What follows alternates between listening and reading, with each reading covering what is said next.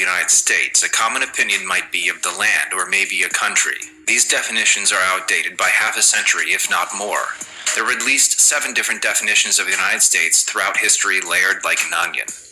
The most recent iteration was in the founding of the United Nations in 1945. The United States gave up its sovereignty, its government, and its country status to become a de facto United Nations member nation corporate franchise. It's a governmental services corporation. The transition was seamless.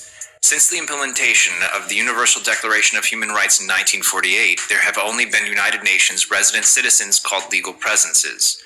All birth certificates end up at the Depository Trust and Clearing Corporation at 55 Water Street, New York City, in trust estate by the United Nations in exchange for the United Nations resident citizen legal presences. U.S. citizens are merely specialized United Nations resident citizens. The member nation trades birth certificates for immunity in operating UN legal presences against the people. Their birth certificates turn humans into chattel legal presences with no constitutional protections.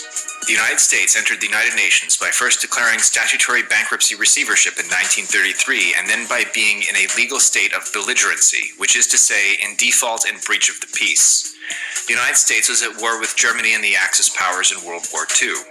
The Allies won the right to global domination from the Axis, and then they put all of humanity into a legal slavery control matrix through the United Nations. After a United Nations formative meeting, several countries declared war on Germany in breach of peace as a condition to join the world collective. The United Nations controls the breaching of peace rather than bringing actual peace. The United Nations is the continuation of World War II. Furthermore, when a government joins the UN, the trusteeship of the National Trust is surrendered to the United Nations. The Secretary General acts as the trustee of the National Trust Estates. The President or Prime Minister is the Chief Executor's Office, and the legal presence artificial person corporations are the beneficiaries of the National Trust Estates.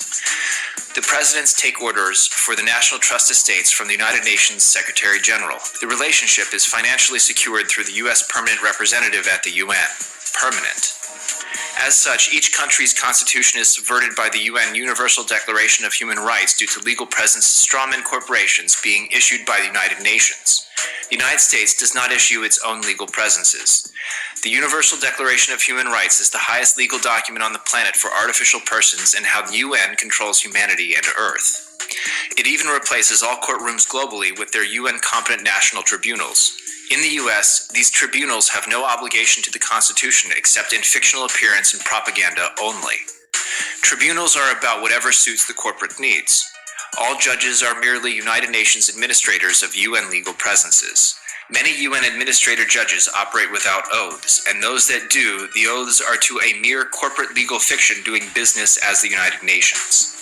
There is no 14th Amendment citizen in these tribunals. There are only UN member nation resident citizens. The following clip points to the takeover of all courtrooms in America by the United Nations. Here is Washtenaw County Prosecutor Brian Mackey claiming his masters are the United Nations. Just like Michigan is simply a corporate, you know what the difference between the state of Michigan and the territory of Michigan. Is this correct? Do you know the difference? Probably not the way that you do, because you seem to have studied this in some detail, which is great. Okay, so you're saying that ignorance of the law is an excuse. Is that correct? I believe that is not an excuse, no. Okay, so then you need to know these things. Well, I'll have to talk to my masters at the United Nations about it. Well, I'll have to talk to my masters at the United Nations about it. Well, I'll have to talk to my masters at the United Nations about it. So, the Constitution has been relegated to the dustbin of history under UN dictates. According to the United Nations treaties, even American nationals are placed into the member nation trust estate for being stateless. The United Nations is merely self-granting of the authority to impose itself with impunity on human beings across America and the globe through the Universal Declaration of Human Rights. Indeed, simply claiming to be human allows the UN to impose its legal presence corporate overlay in total disregard of the U.S. Constitution. All sheriffs and legal fictional enforcers singularly operate on the United Nations legal presence artificial persons. It is simply by treating the human as surety for the legal presence rather than its authorized representative that these corporate policy enforcers assume what they do, and it's merely a legal fiction written on a piece of paper by their UN administrator, pretending to be a judge executed by order followers. The most accurate definition of the United States after 1945 is the United Nations doing business as the United States. The United States is a costume, a mask, a corporation that the United Nations wears. The United States is a UN member nation de facto corporate franchise. It manages the 57 federal state franchises and the separate 50 incorporated state franchises. United States driver's licenses, passports, social security, selective service, naturalization papers, and even death certificates are separate United Nations authorized and issued legal presences. The base level legal presence appears to be the birth certificate, which enters people into the legal slavery control matrix of the United Nations. The United States is merely a United Nations corporation with no more power nor authority than Walmart, Kmart, McDonald's, or Federal Express. Well, you're absolutely right, Judge. You know, what we have to look at is the president is the chief executive officer of this corporation called the United States of America, of this corporation called the United States of America, of this corporation called the United States of America. Look. The power of the UN over the United States is so vast that the United Nations has taken over all of New York City right beneath our noses. New York City is the fourth sovereign city-state besides the Vatican City, City of London, and City of Washington, D.C., District of Columbia. New York City, United Nations, is the franchisor of member nation corporations and all things legal.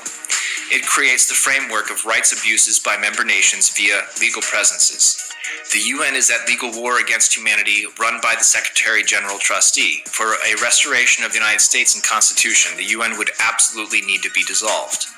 War is the business of the United Nations doing business as the United States.